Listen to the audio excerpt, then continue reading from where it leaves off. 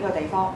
好開心咧，今日能夠請到幾位嘉賓，有時事評論員劉銳紹先生，大家好。仲有大家都好熟悉嘅叻哥陳百祥先生，仲有我係何君堯，你 partner 我同阿 Cory 係 partner 嚟啦，今日中情局啊。OK。何君堯律師。歡迎各位嚟收睇我哋今日嘅節目，叫做中情局。嗱，呢個中情局嘅意思係咩呢？實際上我哋關心香港嘅中產家庭啦、中產階級咧嗰個利益嘅問題。咁所以咧就用一種輕鬆手法，同大家一齊咧係談笑風生咁樣傾下我哋香港現時嘅情況。冇錯啦，我哋今日嘅主題咧就係講特首跑馬仔。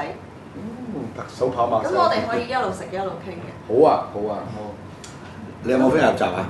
跑馬要入閘㗎喎，同埋排檔好緊要㗎。我其實中意睇跑馬多丁咁多，同你一樣。你仲叻啲，你係練馬添，係咪先？嗰個係我心頭好啦，嗰樣嘢我知啊。但係特首跑馬仔我就可能係門外漢。我諗你對特首跑馬仔會有你嘅獨特意見喎，係嘛？我從來唔唔會單睇點樣跑馬仔嘅，因為你邊隻馬入唔入到閘，個練馬師係點樣練？有冇報名先個練馬師？係啦。咁跟住咧，可能呢啲都係 Kingmaker 嚟㗎。Kingmaker 呢啲真係咁所以咧，我成日睇呢啲咧，最緊要睇下嗰場即係跑馬嗰個遊戲點玩先。即係嗰場馬究竟邊個練馬師報？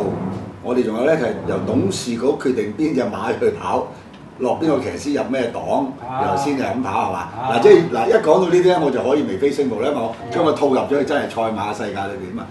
而家已經睇到啦，佢控制3隻馬入啫嘛，即係只係得3個候選人，講到明㗎啦。話係3個候選人講到明㗎嘛，而家人大決定我又唔係好覺喎，唔係個個話報名佢哋都唔認喎，嗰幾匹馬都。我嘅意思就係最後入到啊，最後個數量有限咩？你覺得？係啊，我覺得未必喎。因為如果啱啱最近曾主席講嗰樣嘢係 open 嘅話，係公開準報名，就可能唔止3個㗎咯喎，係咪？即係任何人都有機會去報名，不過報名受唔受你玩另一回事。你1200人，只要攞到有150個題目，你就可以報名㗎咯喎，係咪先？咁而家咧攞咗另一回事咧。大家睇計票咯咁樣嚇，因為喺中國嘅政治文化裏面好得意嘅。如果你邊個人表示得好依㗎，好想嘛做定晒準備啊，往唔啱上面心水嘅時候嚟講咧，就墮馬，聲唔聲啊，你就跌咗落嚟死㗎啦。都唔係淨係而家幾千年歷史一樣啦。你睇第一屆槍打咩話？槍打咩話？出頭鳥，出頭鳥係嘛？咁梁振英特首咧，咁如無意外今年都會繼續參選啦。咁你哋覺得佢今年做嘅嘢足唔足夠市民去支持佢繼續連任咧？中產啊，呢啲中產代表嚇。我用一般成人咧，又唔好話中產咧。如果你睇大部分嘅負面傳媒插得佢咁緊要嘅話，好似似乎佢無望咁樣樣，但我又反而唔係咁睇。咁好嘢。正如阿師弟所講，其實呢場馬真係一個董事局同埋嗰個練馬師度，唔係邊隻馬一定咬贏。如果我係個董事局同練馬師，我一定欽點佢再做。佢 carry out 我諗嘅嘢啊嘛，最低限度我想去執行嘅嘢，佢執行到啊嘛。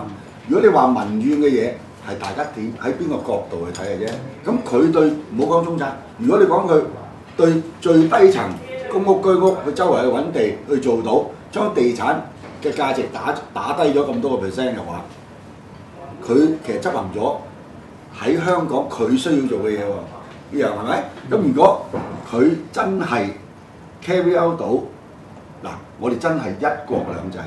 我哋雖然有我哋獨立嘅政治體，或者我哋自己可以做任何嘅嘢，但係真正其實劉生講一樣嘢，我哋都係要聽一國話噶嘛，係咪？我哋始終係中國人啊嘛，我哋係中國嘅香港人咁解啊嘛。咁嗰個自由程度其實好大啦，喺好多方面。就反而係呢樣嘢咧，佢話啦係入閘嘅規則已經定喺度啦。咁你喺3月31你推翻咗嗰個循序漸進嗰個模式之後，你而家點樣再去將個政改再拎翻上嚟，再由頭又嚟咧？係咪？已經放過俾你㗎啦。咁你睇啦，咁我睇下其他入閘嘅個條件會唔會比佢更好咯？或者有人會覺得有人會比佢更好咯？咁係個條件啫。呢個佢剛才講就係董事局練馬師嗰個咁嘅取向。咁剛才你隱約已經講過，不過我想加多一樣嘢，我想請教阿夫子。咁香港人嘅嗰個基本上嘅嗰個感受，咁你點樣去處置啊？大佬，雖然你話1200人裏邊我哋冇得投票，咁但係你唔係小圈子得咁犀利係嘛？你要聽聽我哋香港人嘅意見啦。你點樣去平衡呢一點先？你即係一講呢個問題嘅時候，我即刻笑。因為我係笑咗個現實出嚟。佢啊，香港人係好不滿，係好不滿啦。係嚇，咩要求真普選啊，又周圍落閘啊等等。係啊，呢個係現實嚟㗎，係好不滿啦。咁但係你不滿又改變到北京嘅諗法咩？國內考慮出下一屆特首考慮3點嘅啫。第一，你經濟掂唔掂？第二個，社會穩唔穩定和諧？社會穩定和諧。穩唔穩定和唔和諧？但係第三樣嘢，北京眼中好重要嘅喎，就係政治穩唔穩定。政治穩唔穩定為係啦，即係政治會唔會出現問題，會唔會出現動盪？而出現動盪嘅時候，呢個特首有冇能力去駕馭佢？嗱，呢個就係北京考慮嘅第3點，其實亦都係最重要嘅一點。